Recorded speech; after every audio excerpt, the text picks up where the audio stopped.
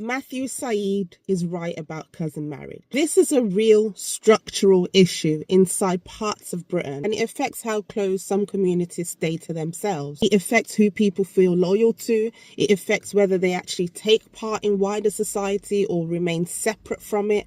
And even though politicians talk a lot about integration, they avoid this part completely. For them, it is so sensitive. They step around it. They act unsure. They pretend we don't really understand why integration keeps breaking down in the same places over and over and over again. But the truth is actually not that complicated. And one person who understands that and actually says it plainly is the brilliant Matthew Syed. But the era of mass uncontrolled immigration did bring in large communities that were still, and I think are still, marrying their cousins at a scale that is very detrimental to them and to wider society. And he is completely right. There is a clear connection between these very tight kinship networks and the wider failures of integration. And the authorities already know this. They've known for years. We cannot keep treating this like a small cultural habit, something private or harmless, something people assume is always fully consensual anyway. The truth is that it influences whole communities, not just the couple involved. It shapes how whole communities are organized.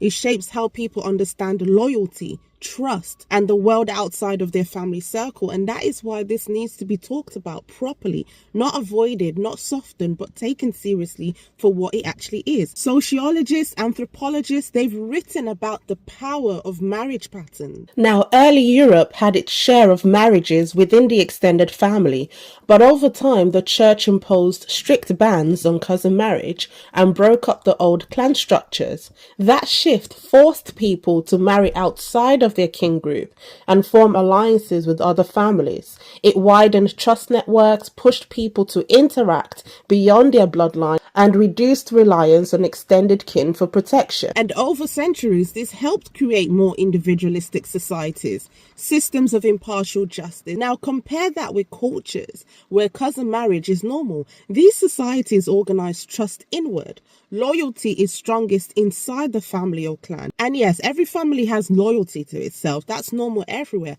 But what we are talking about here is not just ordinary family loyalty. This is something much larger and far more organized. In cousin marriage systems, the extended family can stretch across whole streets and neighborhoods with hundreds of people connected by blood. Honor becomes collective, so people feel pressure to hide problems so that they can protect the family name. Bringing in outsiders, even as friends or partners, that can be seen as a threat, and that shuts down natural mixing. In clan systems, authority often sits with older male relatives who can influence major decisions across many households. All of this creates a completely different social world. This is why it can't be compared to ordinary family attachment. It's a whole structure of life, and it shapes how people relate to the country around them. These systems are fundamentally different, and they lead to very different outcomes. So when migration happens at scale, then a cousin marriage clan-based structure comes into a society that is meant to run on individualism, open networks, trust in public institutions.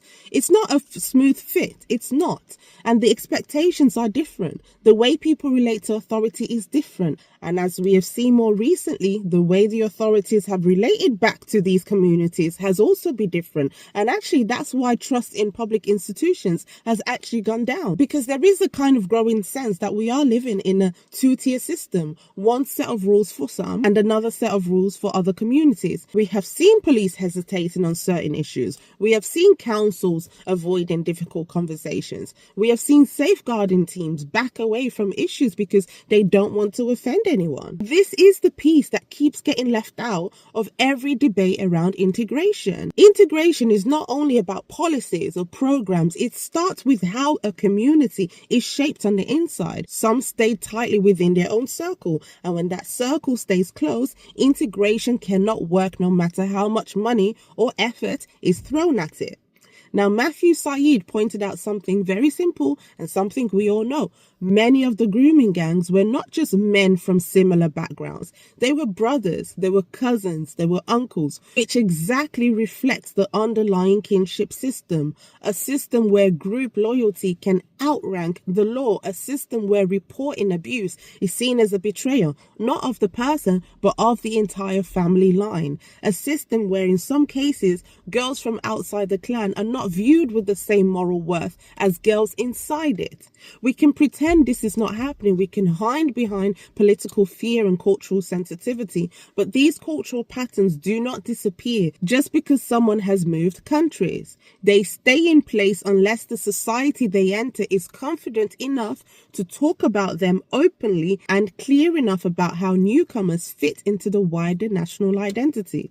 Without this honesty, nothing will change. And this is where British politics is failing. Politicians keep treating all cultures as identical. They assumed that all groups integrate in the same way, assumed that mentioning cousin marriage will be racist, even though cousin marriage is a cultural practice with real consequences, and this has done enormous damage. It has blocked honest research, it has discouraged frontline workers from speaking up, it has created this sort of moral fog and confusion where authorities hesitate to investigate crimes because they fear being accused of bigotry. It has left thousands of girls, both inside of these communities and outside them, living through situations that should never have been allowed to happen. Matthew Syed is right. This is not about attacking a group of people. I'm not turning this into a moral exercise about individuals. If Britain is serious about cohesion, then family structure should be part of that conversation. If Britain wants trust between groups,